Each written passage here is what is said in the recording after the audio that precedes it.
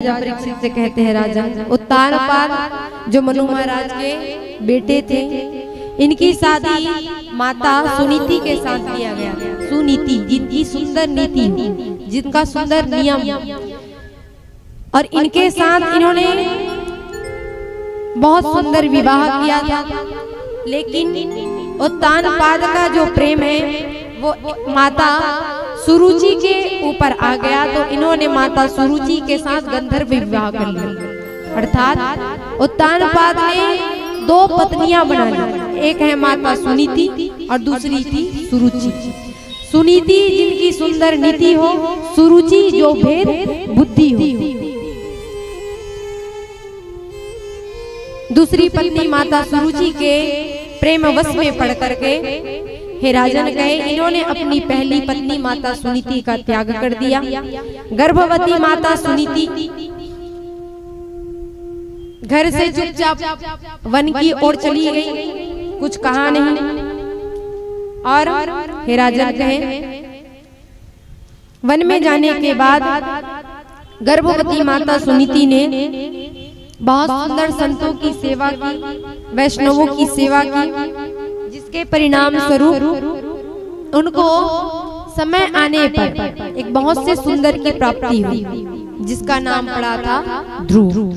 बोलिए श्री ध्रुव जी महाराज की जय।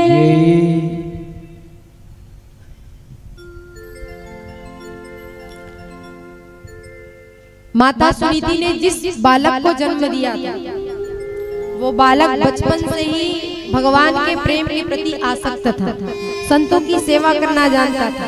क्यों? क्योंकि वन में रह करके माता सुनीति भी संतों की ही सेवा करती, उनके जूठन को पान कर लेती। और देखो, जो माता गर्भ से किसी संतान को होती है, तो माता की जैसी प्रक्रिया होती है, जैसे उसकी क्रिया होती है, वैसा ही उसके संतान में, गर्भ में रहने वाले संतान के ऊपर उसका असर पड़ता है, जो कि ध्रुव जी महाराज के अंदर में पड़ा। और हे राजन परीक्षित कहे, ऐसे सुंदर भगवत भक्ति प्राप्त किए श्री ध्रुव जी महाराज ने, और भगवत भक्ति के परिणाम स्वरूप एक बार क्या होता है, ध्रुव जी अपने माँ से प्रश्न करता है, मैया कहे आप मुझे बताओ, कहे मेरे जितने भी सहयोगी सहपाठी हैं सबके पिताजी, लेकिन मेरे पिताजी कौन है? कहे तो माता सुनीति ने उन्हें बताया, बेटा तुम्हारे जो पिताजी हैं वो इस राज्य के राजा हैं, जिनका नाम उत्तानपाद, वो तुम्हारे पिता हैं। कुछ कारणवश हो सकता है हमसे गलती हुई रही हो, जिसके कारण उसने हमें घर से निकाल दिया। उन्होंने ये नहीं कहा कि तुम्हारी दूसरी माता आने के बाद मुझे घर से निकाल, अपने ऊपर गलती ले ली है कि मुझसे ही कुछ गलती हो गई होगी, मुझसे ही कुछ अपराध बन गया होगा, जिसकी वजह से मुझे उन्होंने अपने घर से निकाल दिया। एक माता होती तो अपनी सौतेली जो बहन आई है उसके बारे में कटुता की भावना लाने लगती, लेकिन यहाँ देखो माता सुनीति की दृष्टि। माता सुनीति ने ब्रह्मा जी की अत्यंत घोर तपस्या की थी, जिसके फल स्वरूप ब्रह्मा जी जब प्रकट हुए थे तो माता सुनीति से वर मांगने के लिए कहा। माता सुनीति ने कहा, हे नाथ, हे ब्रह्मा जी, मेरे घर तो संतान की प्राप्ति हो गई है, मुझे तो संतान मिल गए हैं, लेकिन 4 वर्ष हो गए कहे मेरी जो छोटी बहन सुरुचि आई है, इसके एक भी बाल गोपाल नहीं हुए, इनको कोई संतान नहीं मिले, तो मैं आपसे आग्रह करती हूँ कि उनको संतान की प्राप्ति हो, उनको कोई एक पुत्र या पुत्री मिल जाए। तो ब्रह्मा जी ने तथास्तु कह करके सुनीति के जो आशीर्वाद है वो सुरुचि को दे दिए। और समय आने पर उसी माता सुरुचि ने एक सुंदर से बेटे को जन्म दिया, जिसका नाम पड़ा था उत्तम। उत्तम अपने राजघराने, अपने माता सुरुचि अपने पिता उत्तानपाद के साथ में रहते थे, और ध्रुव जी जंगल में, वन में अपनी माता सुनीति के साथ रहते थे। तो यहाँ पर बात आती है कि हे राजन कहे, देखो 2 बेटे हैं, जिसमें एक बेटा राजघराना में और एक बेटा है वन में। तो जब ध्रुव जी ने अपने पिताजी के बारे में पूछा कि मेरे पिताजी कौन है, तो यहाँ पर माता सुनीति कहती है कि हे बेटा, कहे वही तुम्हारे पिता है। समय आता है, एक दिन ध्रुव जी खेलते खेलते उसी राजभवन में चले जाते हैं जहाँ पर उनके पिताजी रहते थे। दूर से ही देखते हैं कि वही मेरे पिताजी हैं, वही यहाँ के राजा हैं, तो मेरे पिताजी हैं। और दूर से ही दरवाजे खोल करके दौड़ते दौड़ते राजा उत्तानपाद के पास जैसे ही जाने लगे। यहाँ पर दासों से उत्तानपाद ने पूछा, ये जो आ रहा है वो कौन है? कहे तो बताए, हे नाथ, हे स्वामी, वो आपके बेटे श्री ध्रुव जी महाराज, आपकी पहली पत्नी माता सुनीति के पुत्र हैं। तो देखो माता और पिता में कितनी भी कटुता, कितने भी क्रोधित हो, लेकिन संतान को देखते ही माता पिता क्रोध को भूल करके उस बालक के लिए प्रेम की प्रविष्ठा को आगे लाते हैं। जैसे ही उत्तानपाद ने सुना कि ये तो मेरा ही बेटा है, वो भी चाहता था कि उसे अंक में भर लूं, लेकिन बीच में अड़ंगा बनी थी माता सुरुचि। दौड़ते हुए आई और आकर के ध्रुव के हाथ को खींच करके उसके बाहर करते हुए कहा, अरे मूर्ख, कहे एक राजा के पास जा रहा है, राजा के पास कैसे चला जाता है? तुझे तनिक भी परवाह नहीं है, तनिक भी ज्ञात नहीं है, तेरी माता ने नहीं सिखाया है क्या? कहे ध्रुव जी रोने लगे, कहने लगे कि ये हमारे पिता है, ये राजा होंगे बाद में, लेकिन ये पहले तो हमारे पिता है। और एक पिता के पास एक बेटे को जाने के लिए आप भला कैसे रोक सकती हैं? तो उन्होंने कहा, ये मेरे पति हैं, जो उनके पास बैठे वो मेरे पुत्र हैं। अगर तुम इनके बेटा बनना चाहते हो तो जाओ कहे वन में, और वन में जाकर के भगवान नारायण की तपस्या करो। तपस्या से भगवान प्रसन्न हो जाए, वर मांगने को कहे, तो तुम केवल एक वर मांगना, कहे कि मुझे ध्रुव को माता सुरुचि के गर्भ में डाल, और मेरे गर्भ में आते ही तुम यहाँ पुत्र के रूप में माने जाओगे। ऐसे में तुम पुत्र नहीं होगे। छोटा सा बालक है, छोटे से बालक को भी किसी ने किसी को धमकाया, कैसे रोने लगे। तो छोटे से बालक को अगर आप तनिक भी चिल्ला दो, कैसे रुदन करने लगते हैं। तो यहाँ पे सुखदेव जी कहते हैं, राजा, ये बात सुन करके रोते रोते ध्रुव जी महाराज अपने घर में चले गए। जाकर के माँ को बताने लगे, मियाँ देखो, कहे मैं वहाँ गया था और हमारी छोटी माता ने हमें डांट दबा करके वहाँ से भगा दिया। कहती है कि अगर तुम्हें पुत्र बनना है तो मेरे पुत्र बनो, जाओ भगवान की तपस्या करो। आप बताओ माता, के मैं इतना छोटा सा बालक हूँ, मैं कैसे भगवान को पा सकता हूँ? एक छोटे से बालक को अभी आप कह दो अपने बेटे को, अपनी बेटी को जाकर के वन में तपस्या करो। ऐसे तो कोई काम ऐसा नहीं है कि हो नहीं सकता, सब काम हो सकता है। तो ध्रुव जी कहने लगे, भले मैं कैसे जा सकता हूँ, इतना छोटा सा बालक हूँ भाई। तो माता सुनीति कहती है, शांत प्रवृत्ति की मैया, मैया ने कहा, क्या तुम्हें तपस्या करने के लिए तुम्हारी छोटी माता सुरुचि ने कहा? ध्रुव जी कहते हैं, हाँ मैया, वैसा ही उन्होंने कहा। निर्जल वन में मुझे अकेले जाने के लिए कहती है, पागल हो गई है वो। अपना अगर चाहती तो खुद क्यों नहीं चली जाती कि ध्रुव मेरे गर्भ में आ जाए, मुझे क्यों भेजती है? माता सुनीति कहती है, बेटा, कहे देख गए, जो बात मैंने तुझे आज तक नहीं बताया वो सुरुचि ने तुझे कह दी। अरे बेटा, अंतिम में जीव को चाहिए भगवान, और भगवान का रास्ता मैं तुझे ना बता सकी, जो कि सुरुचि ने तुझे ज्ञात करा दिया। अरे मैं तो कहती हूँ, तू कल का जाने वाला आज चला जा। अरे आज क्यों, अभी ही चला जाता। अब देखो, रोता हुआ बालक माँ के सामने अपने दुख दर्द को लेकर गया है कि माँ उसे प्रेम करेगी, सलाहेगी, अपने अंग में भरेगी। और यहाँ माता सुनीति क्या करती है, उसको कहती है कि तू अभी चला जाता। वो तो कहते बाद में चले जाते, चला जाता। दूसरी की माता कुछ डांटे तो फर्क नहीं पड़ता, लेकिन अपनी माँ अगर डांटे तो हृदय में वो जाकर के बात छुप जाती है, जो कि ध्रुव जी के हृदय में जग गई। मैया ने कहा, जाके और जाकर के भगवान की तपस्या कर। जीव चाहता है भगवान तक मिलने के लिए, लेकिन माता सुरुचि ने तुम्हें कितना सुंदर रास्ता दिया, जो कि मैं तुझे नहीं बता पाई थी। ध्रुव जी रोने लगे, क्या मैं सबके लिए इतना बोझ बन गया हूँ क्या? न पिताजी मुझे अपनाते हैं, न छोटी माता अपनाती है, और न ही आप अपनाते हो। भला मैं जाऊं तो जाऊं किसके घर? तो माता सुनीति ने समझाया कि बेटा देखते हैं, जीवन में कोई किसी का सहारा नहीं बन सकता, स्वयं का सारथी खुद को ही बनना पड़ता है। भगवान को पाना है तो तुम्हें खुद को ही तपस्या करनी पड़ेगी। क्या हुआ कि उसने तपस्या करके अपने गर्भ में लाने की बात कही। अरे मैं कहती हूँ कि तुम जाओगे, क्योंकि यहाँ पर माता सुनीति कहती है, काल करे सो आज कर, आज करे सो अब, हो पल में प्रलय होवेगी तो बहुरी करेगा कब। हे बेटा कहे, जा कहे और जा करके भगवान की तपस्या कर। निर्जल वन में अपनी बात को मानकर, अपनी मैया की बात को मानकर ध्रुव जी जब जाने लगे तो उसने कहा, मैया क्या मुझे सचमुच में वन में भगवान मिल सकते हैं? मैया कहती है, देखते वन में ऐसे जाएगा, साधारण आंखों से देखेगा तो हर चराचर में तुम्हें जीव जंतु ही दिखेंगे, लेकिन उस जीवों के अंदर, जीव के अंदर जो विद्यमान है, जो बैठा है, वो परमात्मा का रूप है।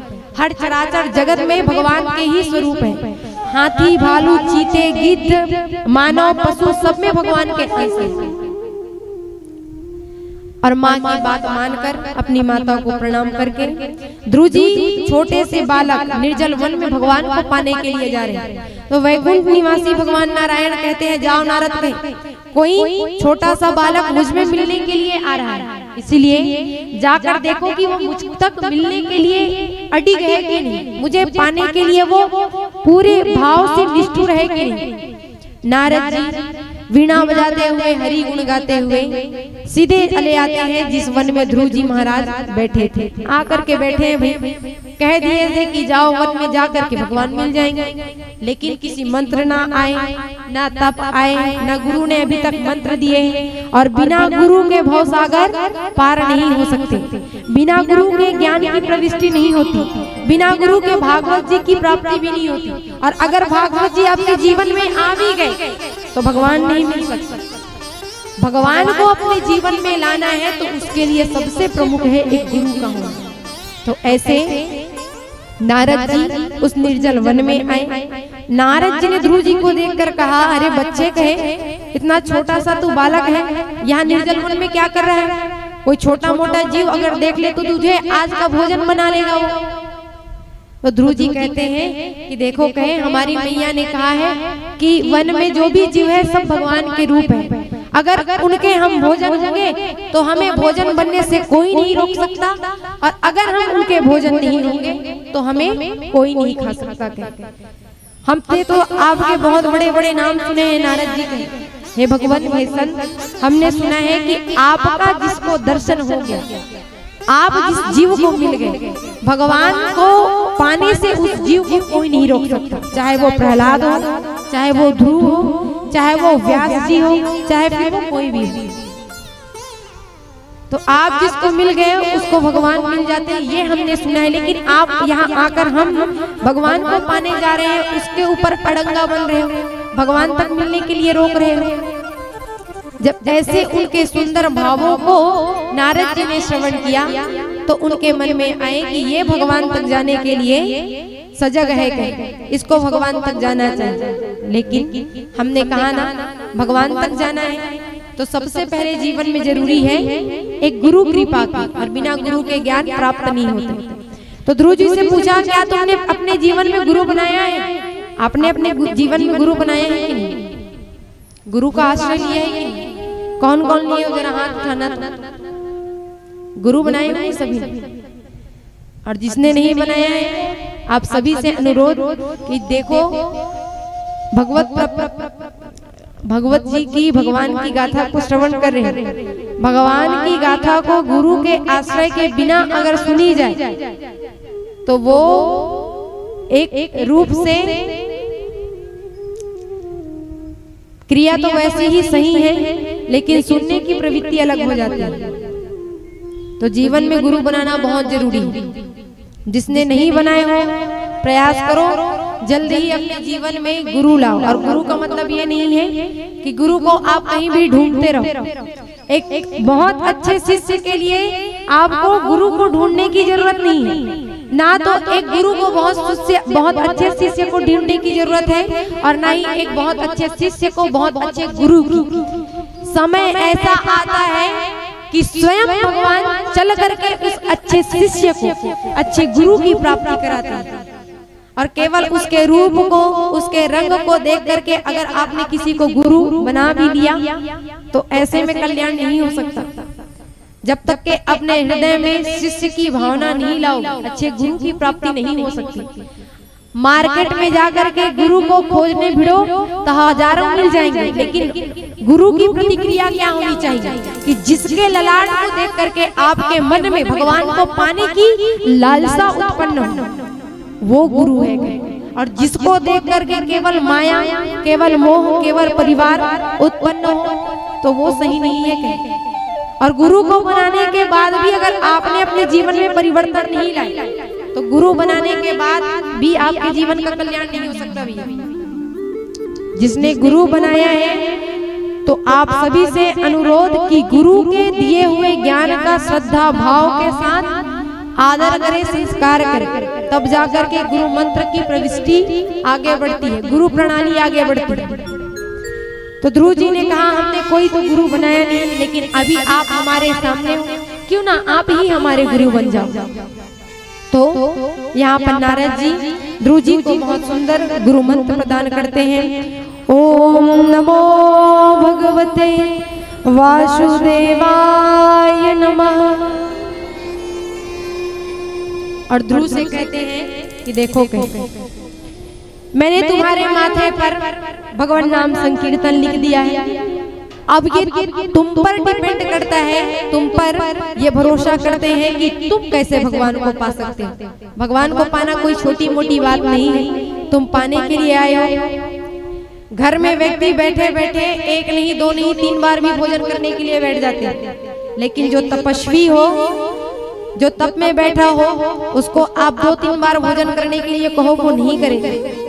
तो पहले तो तुम्हें भजन करने के लिए भोजन का त्याग करना पड़ेगा।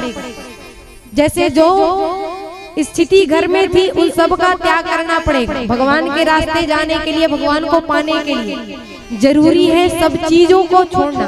और आपको देखो एक और बात, जो जीव, जो मानव, ध्यान पूर्वक सुनिएगा, भगवान को पाने के लिए अगर जाए तो उसे किसी चीज को छोड़ने की जरूरत थोड़ी पड़ती है। खुद ऑटोमेटिक सब के सब छूटते चले जाते हैं।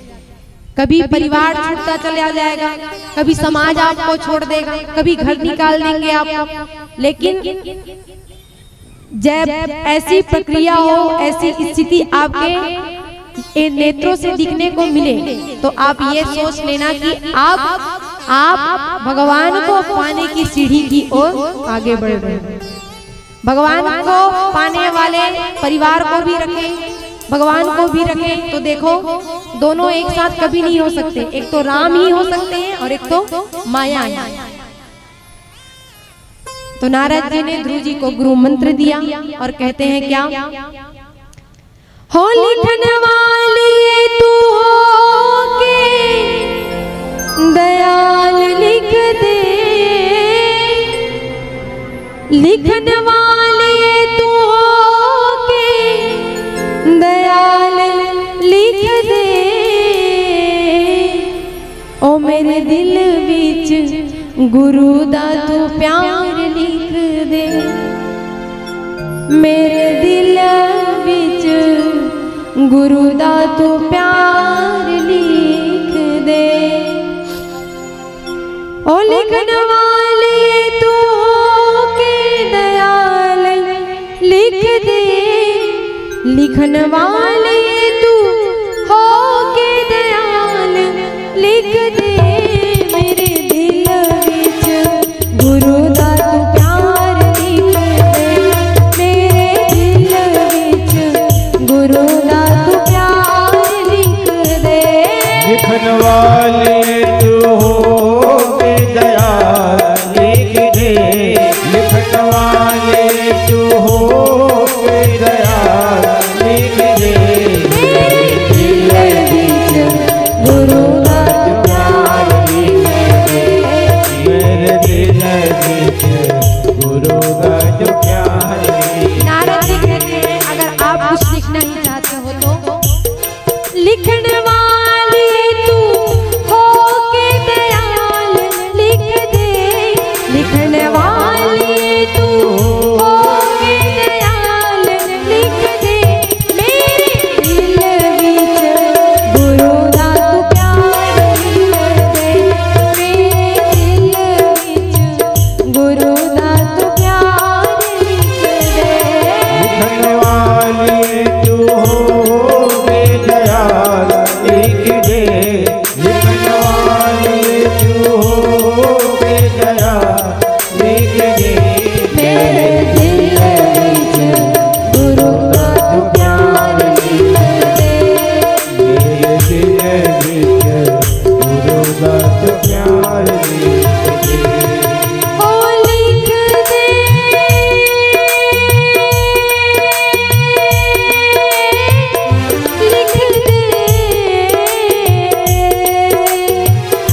लिख दे हो लिख दे मेरे दिल विच गुरु दा तू प्यार लिख दे मेरे दिल विच गुरु दा जो प्यार लिख दे।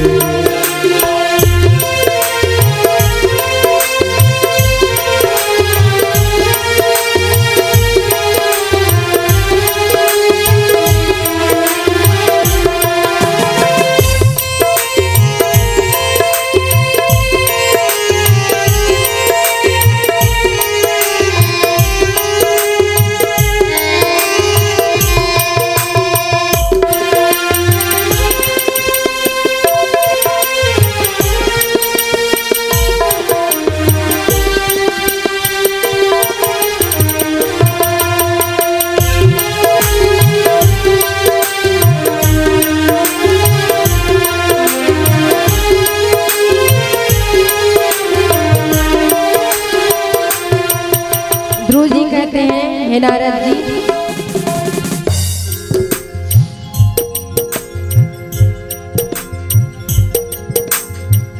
हाथ विच लिख दे सेवा पुरांदा हाथ विच लिख दे सेवा पुराना हो हाथ विच लिख दे सेवा पुरांदा हाथ विच लिख दे सेवा पुराना दिल विच दिल दर्दा प्यार लिख दे दिल विच गुरु दा जो प्यार लिख दे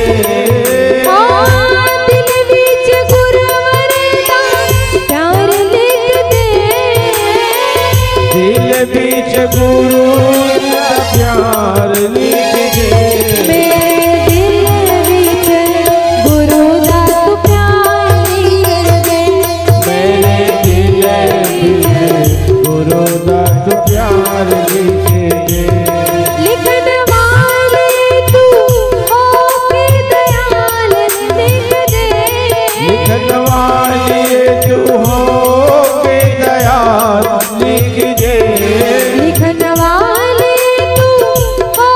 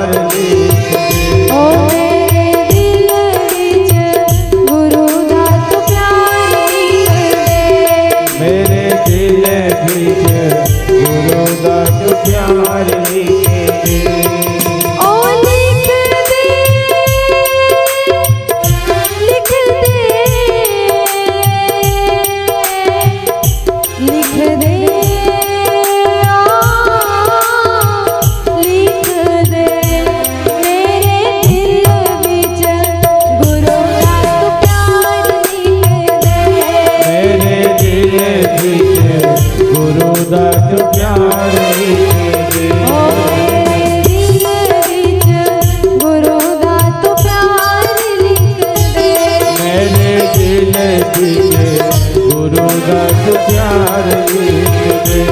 मेरे दिल विच गुरु दा तू प्यार लिख दे।